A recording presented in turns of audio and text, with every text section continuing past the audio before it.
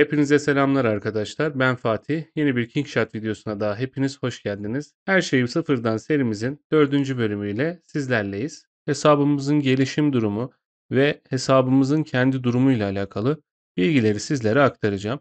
Sizler de videomuza geçmeden önce videoyu beğenip kanala abone olmayı unutmayın lütfen. Özellikle bu her şey sıfırdan serimizde beğeniler çok önemli arkadaşlar. Sizlerden ricam bu videoya bir rekor beğeni gelmesi. Videoya başlamadan önce sizlere bir hediye kodu paylaşmak istedim. Sizler de bu kodu kullanarak güzel ödüller alabilirsiniz. Umarım işinize yarar. Şimdiden hepinize iyi seyirler diliyorum.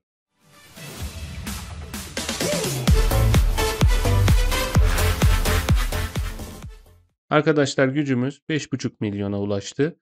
Şimdi geçen videoda ben göstermemişim. Ben bir sizlere öncelikle asker durumumu göstererek başlayayım. Şu anda arkadaşlar bizim 84 bin askerimiz var.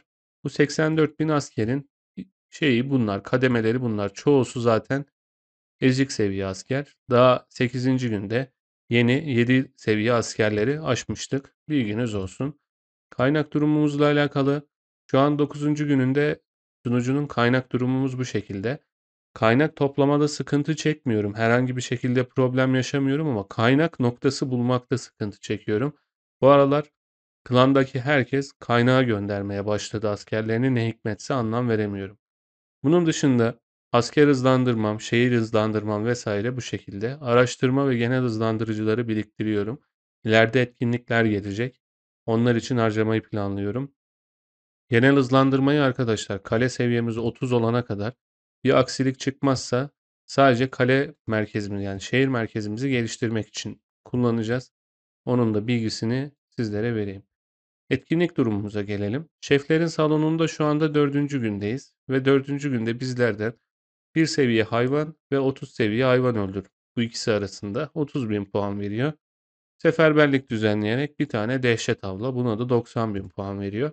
Burada bizler herhangi bir şekilde sıralamaya oynamayacağız arkadaşlar. Yani ekstradan bir enerji harcama durumumuz söz konusu değil.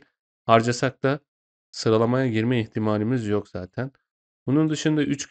günde bizler 137. sırada bitirdik. Şeflerin salonundaki şu an güncel durum bu arkadaş 730 milyon puanla birinci sırada bayağı fark attı. Bakalım yani şu an sunucumuzda balina çok bu arada arkadaşlar. Bininci sunucuda. Onu da bilgisini vereyim. Kahraman ruletinin bugün son günü. Sizlere şöyle bir bilgi vermiştim. Şuradaki bir tane parçayı aldıktan sonra her gün bir kere onlu çevireceğim diye. Bugün çevirdim. Şuradaki Saul'un 20 tane parçacığını aldım. Ayrıyeten onlu çevirmemden de 5 tane Saul parçası aldım. Etkinlik takvimimizde arkadaşlar balık avı etkinliği geldi. Birazdan bunu anlatacağım sizlere. Kahraman ruletinin az önce söylediğim gibi son günü. Şeflerin salonunun bir günü kaldı. Yarın da ittifak harekatı etkinliği gelecek. Burada da ne yapmanız lazım? Nelere dikkat etmeniz lazım? Hepsini sizlere anlatacağım. Şimdi sunucunun 9. gününde arkadaşlar, şurada hatta bakın anlık olarak açıldı. Bizim karakollarımız açıldı haritada. Bir seviye karakollar.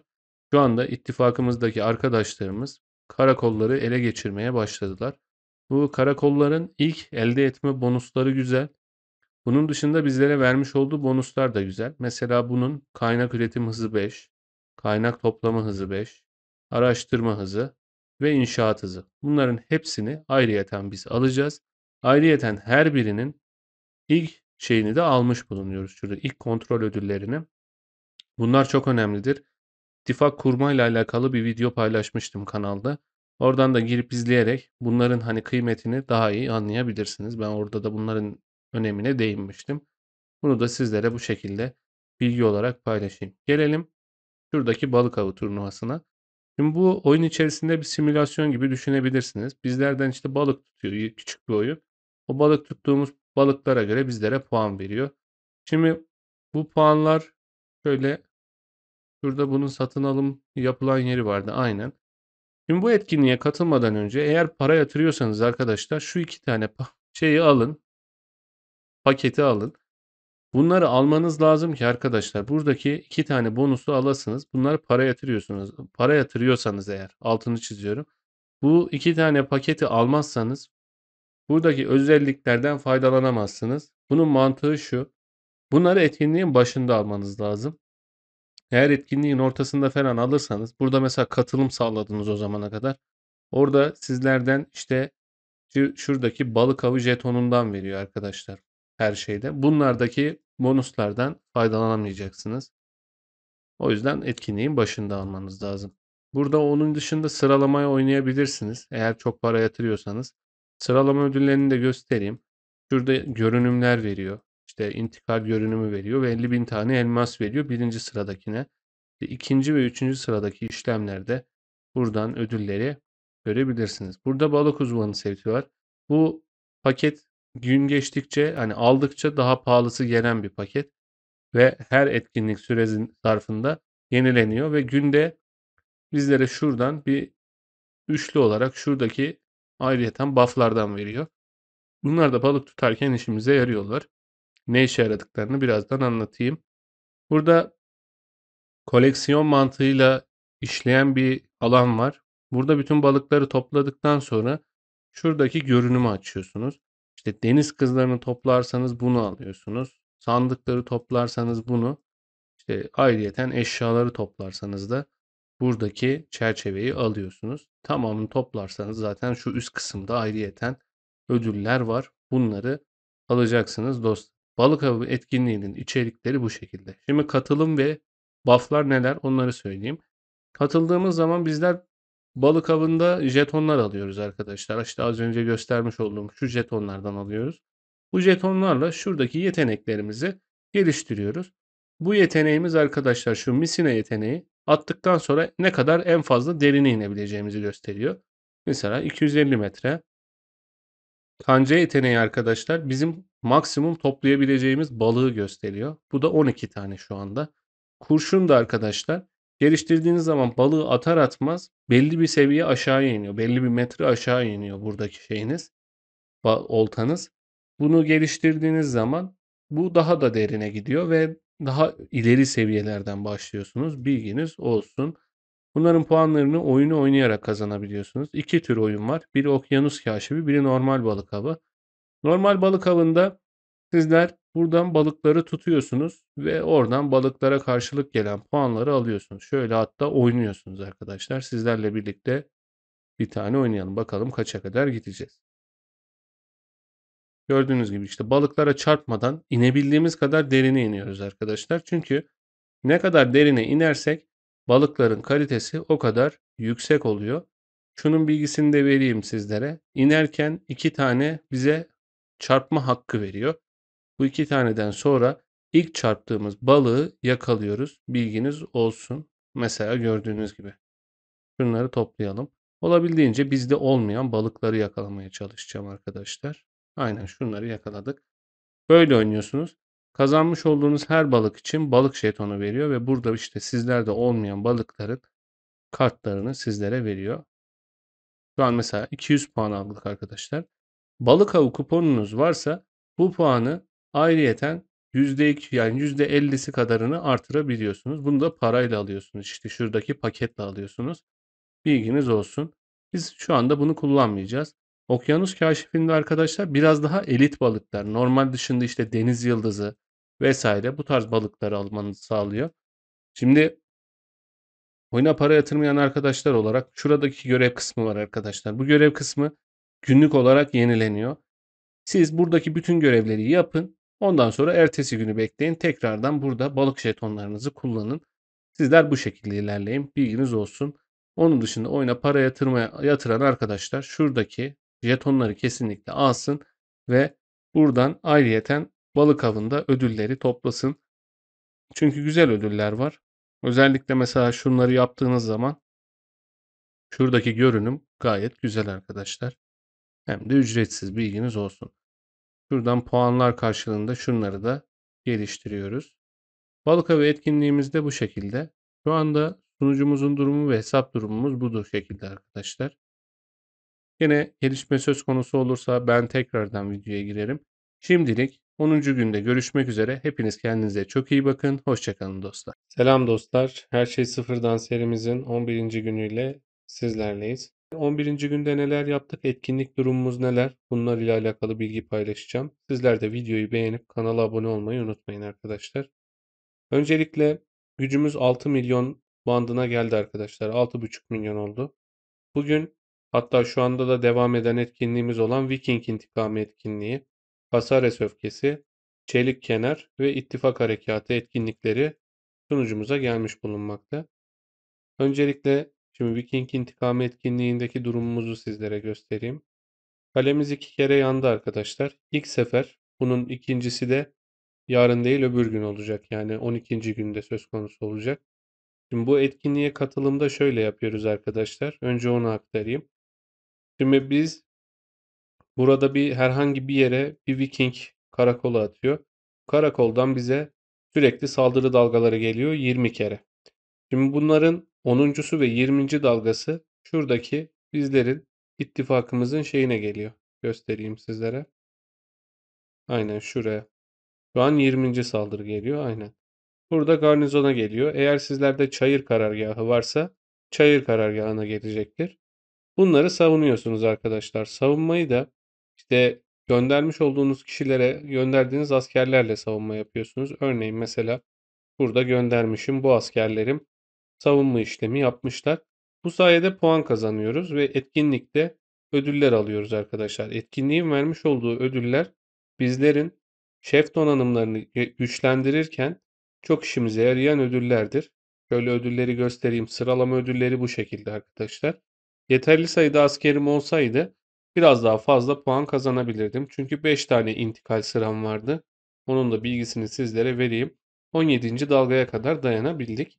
Etkinlikte aktif olmanız lazım dostlar. Aktif olacaksınız ki burada aktif dalgalar var. Örneğin 7. dalga, işte 14. dalga, 17. dalga gibi. Bu dalgalarda sadece aktif olan kişilere saldırıyor ve oradan da puan kazanıyorsunuz. Etkinlik süresince sizler kesinlikle askerlerinizi iyileştirmiyorsunuz ve şehrinizi mesela yanarsa etkinlik bittikten sonra da yapabilirsiniz ama 2 kere yanmadığı sürece şehrinizi boşuna tamir etmenize gerek yok. Sizler örneğin 5 tane intikal sıranız var. 5 kişilik bir grup oluşturuyorsunuz. Sizlerle beraber 6 oluyor yani bu. Mesela bizim grubumuz şu an bu şekildeydi. Bu gruptaki arkadaşlarınıza koordinatlarınızı paylaşıyorsunuz ve bu koordinatlardaki arkadaşlara askerlerinizi gönderiyorsunuz. Oradan hem arkadaşınızın şehrini savunduğunuz için puan alıyorsunuz hem de onlar sizin şehrinizi savunduğu için sizler de ayrıyeten puan almış oluyorsunuz. Viking İntikamı etkinliği bu şekilde. Viking İntikamı etkinliğinde de az önce gösterdim. Tekrardan göstereyim. 45. sıraya kadar geldik dostlar. 217 bin puan kazandık.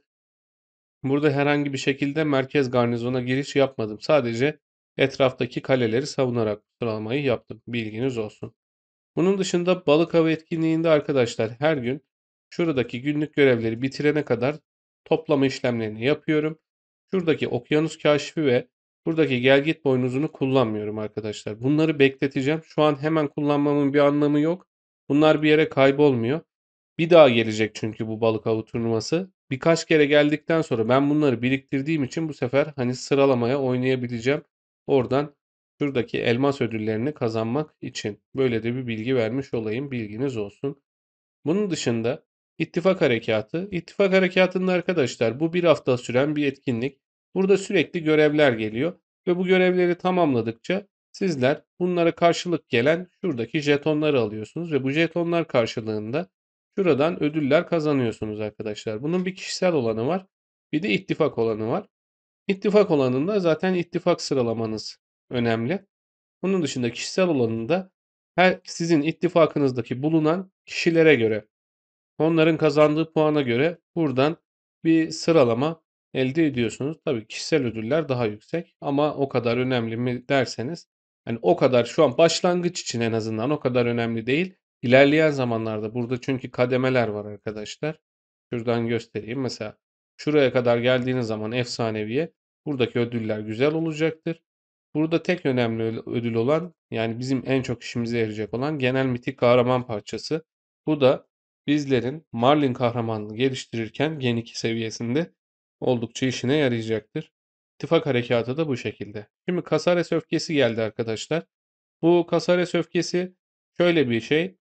Bize haritada şurada işte 50 taneye kadar şuradan görebilirsiniz. 50 taneye kadar yaratık çıkarıyoruz ve bu yaratıkları öldürerek ödüller kazanıyoruz. Bunu maksimum seviyeye getirdiğimiz zaman arkadaşlar şurada zaten karşılığına gelen ödülleri görebilirsiniz. 50 seviyeye geldiği zaman etkinlik bitiminde şu en alttaki ödülleri alacağız. Bunun dışında bunun zorluk seviyesi 50'ye getireceksiniz. Sonra bir dahaki geldiğinde zorluk seviyesi değişiyor. Artık normal oluyor. Sonra bu 5 tane zorluğa kadar ilerliyor. O yüzden bunu yapmanızda fayda var. Ben şu anda mesela burada biriktirmiş olduğum, önceki zamanlarda biriktirmiş olduğum enerji parçacıklarını burada kullanacağım bir kısmını arkadaşlar ki bu etkinliği tamamlayabilelim. Yoksa diğer türlü bunu tamamlama ihtimalimiz bulunmuyor. Bunun da bilgisini vereyim. Kaynak durumumuzu göstereyim sizlere. Şu anda kaynak durumumuz bu şekilde. Dün gene ayı avına katıldım. Tam bir katılım sağlayamadım ama yine oradan da kaynak desteği aldım. Hızlandırıcılarımızın durumu bu şekilde. 11 günlük bir genel hızlandırıcım var. Bunları biriktireceğim. İleride kalemi geliştirmek için kullanacağım arkadaşlar. Yüksek seviyeli işlemlerde. Bunun dışında şu anda kale seviyemi 19'dan 20'ye yükseltiyorum. 20 olmasına da zaten az kaldı. Bunu 20 yaptıktan sonra zaten direkt buradan gelişim işlemlerini gerçekleştirip hemen 21 seviyeye yükselteceğim. Onun da bilgisini sizlerle paylaşmış olayım. Arenada çok iyi bir durumda değildiz. Çünkü kahramanları geliştirirken biraz geciktik. Ayrıyeten sunucumuzda çok fazla balina var. Bundan dolayı iyi bir seviyede değiliz. Onun dışında şeflerin salonu etkinliği bitti arkadaşlar. Şeflerin salonu etkinliğinin bitimiyle birlikte bizler ayrıyeten elmaslar vesaire aldık. Şu anda görmüş olduğunuz gibi 44.000 elmasımız mevcut. Bunları biriktireceğiz gene arkadaşlar. İşte Saul kahramanı geldiği zaman gene oradan bir iki kere çevirme yaparız. Sonra tekrardan birikim işlemlerini gerçekleştiririz. Asker durumumuzu da sizlere kısaca göstereyim hemen. Şu anda asker sayımız 96.000 bandında. Bunları gene fırsat buldukça, daha doğrusu kaynak bölgesi buldukça kaynağa gönderiyorum. Mesela bakalım var mı? Mesela sizler de görüyorsunuz şu anda yok. Kaynak bulmak biraz zorlaştı. Şu anda etrafımızdaki herkes kaynak toplamaya odaklandı. Gelelim çelik kenar etkinliğine. Çelik kenar etkinliğinde arkadaşlar bizlerden istemiş olduğu şeyler bunlar. Kahraman donanım çekici kullanmak, bir de kahraman özel donanım aleti kullanmak. Kahraman özel donanım aleti dediği şu oluyor. Şuradaki mitik kahramana özel parça, eşya, özür dilerim. Eşya oluyor. Bunun dışında kahraman donanım bu muhtemelen bir kere gelecek arkadaşlar. İleride tekrardan gelmez. Mesela şuradan gelip geliştir dediğiniz zaman şuradaki eşyaları buraya aktardığınız zaman donanım geliştirme işlemini gerçekleştirmiş oluyorsunuz. Oradan da o şekilde puan kazanıyorsunuz. Biz şurada şu 4000 elması alana kadar en azından şurada görüyorsunuz toplama işlemleri de var. Onları alana kadar şeyi yapacağız. Puan toplamaya devam edeceğiz. Sıralamayı oynamayacağız. Pasares'te de mesela burada gönderiyorsunuz arkadaşlar. 5 kereye kadar yardım isteyebiliyorsunuz. Yardım istediğiniz zaman ittifakınızdaki üyeler sizin yerinize göndermiş olduğunuz askeri kesiyor. Buna eğer gücünüz yetiyorsa 45 tanesini siz kesin. Son 5 tanesini en azından enerji tasarrufu sağlamak için klanınızdaki üyelerden yardım isteyin. Saldırırken de arkadaşlar muhakkak Diana kahramanını gönderin. Çünkü burada her saldırınızda sizlerin enerji tasarruf etmenizi sağlayacak. Bu enerjiler bu etkinlikte sürekli kullanacağımız için oldukça kıymetli, bilginiz olsun. Şuradan da şunu alalım. Bir yandan da sizlerle birlikte Casares Öfkesi etkinliğine katılalım. Buradan da şeylere katılıyoruz elimizden geldiğince. Çok fazla olmuyor arkadaşlar. Anlam veremiyorum ya da olsa da biz katılamıyoruz. Çok aktif olamadığımız için bunu tamamlayamıyorum. Diğer sunucudaki gelişimimizden biraz daha farklı ilerliyor burası. Onun da bilgisini vereyim. Şu an 11. gün itibariyle arkadaşlar gelişim durumumuz bu şekilde. Yine gelişimimizle alakalı ekstra bir durum olursa ben tekrardan kayda girerim. Şimdilik izlediğiniz için teşekkürler. Yarın görüşmek üzere. Hoşçakalın. Selamlar dostlar. Her şey sıfırdan serimizin 12. gününe hepiniz hoş geldiniz. Şimdi bugün itibariyle hesabımızın durumunu ve kaynak durumumuzu vesaire sizlere göstereceğim. Sizler de bu süreç zarfında videoyu beğenip kanala abone olmayı unutmayın lütfen. Şu anda gücümüz 6.8 milyon civarında arkadaşlar. Kısaca hemen şöyle kaynak durumumu göstereyim sizlere. 12. gün itibariyle kaynak durumumuz bu şekilde. Kale seviyemizi ayrıyeten şu anda 20 seviye bandına getirdim. Elçilik binamın yükseltme işlemini gerçekleştirdikten sonra kalemi 21. seviyeye yükseltme işlemini yapacağım. Yavaş yavaş şef donanımlarımızın açılma zamanına yaklaşıyoruz arkadaşlar. 22. kale seviyesinde şef donanımlarımız açılacak. Etkinlik takvimine baktığımız zaman Bozkır Dağı'nın etkinliği tekrardan geldi arkadaşlar. Bu etkinlikten gene elimizden geldiğince şuradaki Diana parçacığını kazanmaya çalışıyoruz. Çünkü Diana başlangıç için bizim önemli kahramanlarımızdan biri. Yarın şehrini planla etkinliği ve ondan 2 gün sonra da güç artışı etkinliği gelecek arkadaşlar. Şu anda etkinlik durumumuz bu şekilde. Yarın ayrıyeten Viking İntikamı etkinliğinin ikinci gün kısmını gerçekleştireceğiz. Oradan da bizler yaldızlı iplik ve saten parçalarını toplayıp biriktirmeye devam edeceğiz. İttifak harekatı kısmında arkadaşlar şu anda durumumuz bu şekilde. İttifak içerisinde 52. sıradayız. Normal ittifak sıralamasında da 1. sıradayız. Buradan da elimizden geldiğince şuradaki görevleri tamamlayıp ödülleri almaya çalışıyoruz. Çelik kenar etkinliğine arkadaşlar çok odaklanmadım. Çünkü şu an için benim kahramanlara yönelik eşyalarım çok fazla olmadığından şu an 241. sıralamadayız ve buna ağırlık vermediğim için bu muhtemelen bu şekilde bitecek. Kasares öfkesi etkinliğindeyiz arkadaşlar. 50. seviyeye ulaştım. Yani hepsini tamamladım. Bir dahaki gelişinde zorluk seviyesini artık normal yapacağım ve oradan bizler Kasares için yine geliştirmelerimizi ve şuradaki ödüllerimizi alacağız. Buradaki genel mitik parça bizim için kıymetli. Gen 2 kahramanlar geldiğinde bunu Marlin kahramanımızı geliştirmek için kullanacağız dostlarım. Bugün ayrıyeten bizler şeye katıldık arkadaşlar. Buradaki kale savaşına katıldık. Tapınaktan gelen ödüllerimi de ayrıyeten şöyle göstereyim arkadaşlar. Bunu aldım. Buradan hemen. İlk katılım ödülü olan 10 saatlik birlik hızlandırma eşyasını almış bulunuyorum. Bu da bizim gelişimimizde oldukça önemli rol oynayacak. Hızlandırıcı durumumu da şöyle hemen kısaca göstereyim.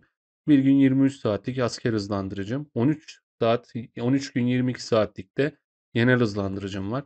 Bunları biriktirmeye devam ediyorum. Güzel bir etkinlik geldiğinde eğer sıralamaya girebilirsem arkadaşlar, işte bu hızlandırıcı kullanma işlemini gerçekleştirmeyi planlıyorum. Özellikle kale seviyemi ve işte şehir seviyemde kışlalarımı vesaire geliştirirken bu oldukça benim işime yarayacak. Şu an için elimden geldiğince kaynak biriktirmesi yapıyorum ki bunları geliştirme aşamasında herhangi bir zorluk yaşamayayım. Bakalım şimdilik hesabımızın durumu bu şekilde. Asker durumumuzu da hemen şöyle kısaca göstereyim sizlere. Arkadaşlar asker durumumuz şu anda 104K bandına geldi. Bunun yaklaşık 30K'sı T7 askerden oluşuyor. Gerisi diğer ezik askerler.